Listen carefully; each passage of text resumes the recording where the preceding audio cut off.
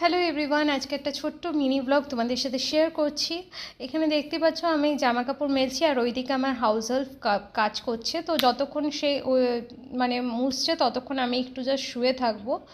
আর পুরো অনেক গরম, আর আমি এই চেয়ারগুলোকে মানে সরিয়ে রেখেছি। চেয়ার না সরালে সে ঠিক করে হাত দেবে না, মুছবেও না।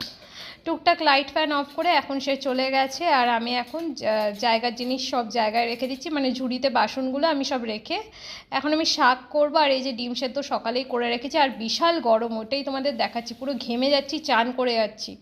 দিনে আমাকে 2-3বার মতন ড্রেস চেঞ্জ করতে হয়, মানে এতটাই গরম। স্নান করতে হয় ফুললি, মানে মাথা ভেজাই না, বাট পুরো মানে একদম করতে হয়। তো যাই হোক, এখন এখানে আমি মানে এখানে কড়াইতে চাপিয়ে দিয়েছি লাল শাক।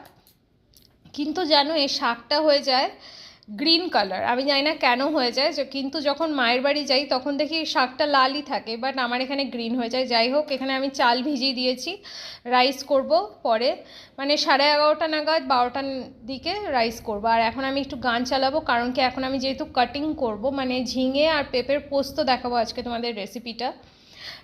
সবাই এটা একটা ন্যাচারাল, সবাই জানো তো, বাট আমি একটা দেখাচ্ছি। এটা অভিষেক আর আমি দুজনেই বেশ ভালো খাই, অভিও খুব ভালো খায়। তো এখানে আমি পোস্ত আর এটাকে সেসমেন সিড বা তিল বলতে পারো, সাদা তিল যাই বলো, ওরকম একটা নিয়েছি।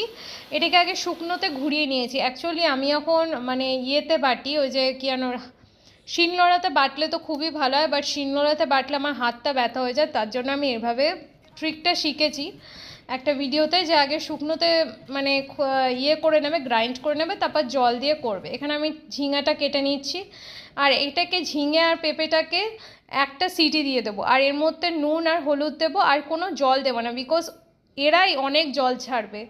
এখানে আমি শুকনোতে তো করেছি, এখন জল দিয়ে একটু ভিজিয়ে রেখেছিলাম। এখানে আমি কাঁচা লঙ্কা আদা পেস্ট করেছিলাম। পেস্ট করার পর কড়াইতে দেখতেই পাচ্ছ আমি এই যে অল্প একটু তেল দিয়েছি। আমি এই মানে কি বলবো, এই তেলটা দিয়েছি জাস্ট পেঁয়াজটা ভাজার জন্য। আমি এর থেকেও কম তেল দিই, আর আমি অন্য কড়াইতে করি। আজকে যেহেতু আমি ভাবলাম শ্যুট করব, মানে তোমাদেরকে দেখাবো, তার জন্য এই কড়াইটা ইউজ করেছি। নাহলে আমার যে কড়াইগুলো যেটা হালকা পুড়ে গেছে, ওই কড়াইটা আমি ইউজ করি, কারণ কি ওগুলো তো নোংরা না, বাট এটা যেহেতু দেখতে ভালো লাগবে তার জন্য এটা ইউজ করলাম। দেখো এটাও নিচে আমার পুড়ে গেছে, কারণ কি অল্প তেলে তো হবে না না।